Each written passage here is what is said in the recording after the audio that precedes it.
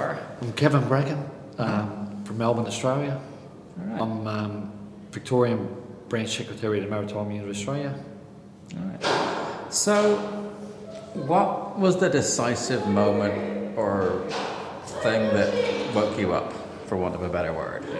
Well, I suppose in the short time after, there was some timelines being put together about pre-positioning of troops before September 11th for an attack on Afghanistan. So you're paying attention back in... Yep. Yeah, because that was actually reported. In the weeks after. It was reported in the foreign press that they were already on the border there. Yeah. Yep. Sorry. It was reported in Le Figaro in about October that Bin Laden, who had been on the... Bill Clinton had been on the shoot-to-kill list, but he had an operation in the American hospital in Dubai in July that year. Yeah. So, and he was visited by the CIA station chief. How did that happen when he'd blown up the US embassies in Nairobi and Dar es Salaam, and he was meant to be shoot to kill on him. So yeah, but also at the time, so it was coincidentally that the Prime Minister of Australia, John Howard, was over in America on September 11. He wasn't allowed to fly home. He had to stay there 4 days. But a plane load of the Bin Laden family was allowed to fly up when every other aircraft was grounded in America. So yeah, I became suspicious. Yeah. And I've just asked questions, and this is the logical conclusion I've come to. And I believe anyone who's had a look at the evidence has to come to realise that the official story is impossible to have happened. That the way the buildings come down, especially Building 7. It's a smoking gun. It was reported that it had fallen 5 minutes before it actually fell, by the BBC. The owner collected $3.4 billion. And he bought it about 3 months before. Yeah, it was a very good investment. He outlaid $12 million or something for his return. Also, he leased it off the Port Authority. In there, he had a clause saying that if it was insured against acts of terrorism, if an acts of terrorism, that he didn't have to continue paying the Port Authority. He was very fortunate. And then having him, explaining that, because we'd had such a terrible loss of life, we decided to pull the building. The best thing to do was to pull the building. I mean, if you had been caught saying that when it was your garage out the back, your feet wouldn't have touched the ground. You would have been grabbed by the arson squad. So, and just everything. All those things added up to me asking questions, and I think I'll ask just people to go and have a look for yourself and make up your own mind. It's a horrible thought, to think. It's a filthy thing to think of. The people who are supposed to protect you, have done that to their own people. But unfortunately, I believe that's what happened. So from coming to that realisation, what did you then do? I mean, you've been mentioned in Parliament. Well, early on, I'd send stuff out about these timelines, and I'd send it around to people, and then I had a look through the stuff I was sending, and all this pornography came up on there.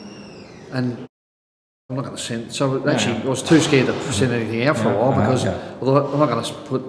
I wasn't looking at it either. But so they had ways of shutting people down, and I suppose for a while, you are scared to say things, I'd spoken to my people about it, but the people you work with? People I work with, well, we've discussed it in our union, We debated the issue, We took a resolution on it, So, and that's what unions do, They talk about things, It's not a closed shop. It's free to people to bring issues in. And the thing is, a peace is union business, We don't support wars, It's working people that get killed in wars, So the people that, organise these things, are only too happy for it to send other people out to do their dirty work. So I've felt obliged to do something about it. So do you think it was the troops massing at the border was the big red flag for you? Well, I suppose being on the receiving end of a conspiracy from the government, makes you suspicious. Yeah, absolutely. Anyway, well, there was a forward troop movement. I think the UK had the largest troop assembly since the Falklands War at Yemen just before September 11 happened. So, and US troop movements, corporate movements with the Taliban threatening, in August that year, that if you don't agree to the pipeline, you'll either carpet you in gold or we'll carpet you in bombs. You know. So, you know, the energy papers that were done by the Bush. You know, George Bush stopping the release of presidential papers after 30 years from the time his father was in government. So I think it's from 1980. So from this year on, there's no more presidential secrets coming out after 30 years. Why would you do that?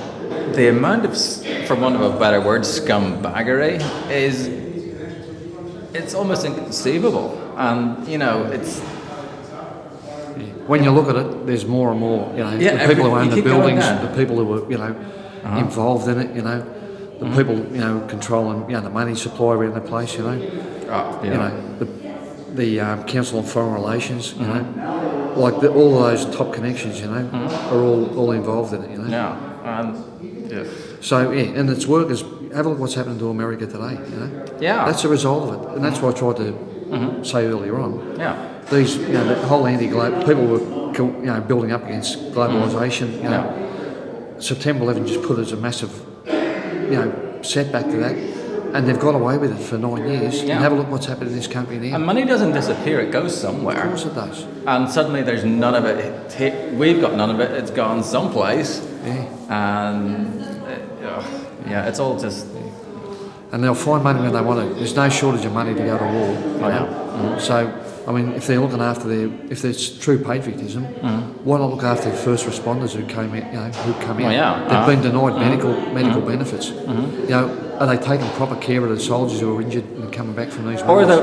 There's Australian troops in Afghanistan breathing in depleted uranium. And like 1 micron of that will kill you. And they're getting shot up with all these mysterious vaccines, and it's disgusting. And we're basically. Well, what we want to do is get people thinking, asking yourself, the world isn't as the Fox News wants to paint it. You've got to find out, make your own inquiries, find out what's going on, and then do something about it. Yeah, as you have done. All right, thank you so much. Awesome, thank you. Thanks, mate.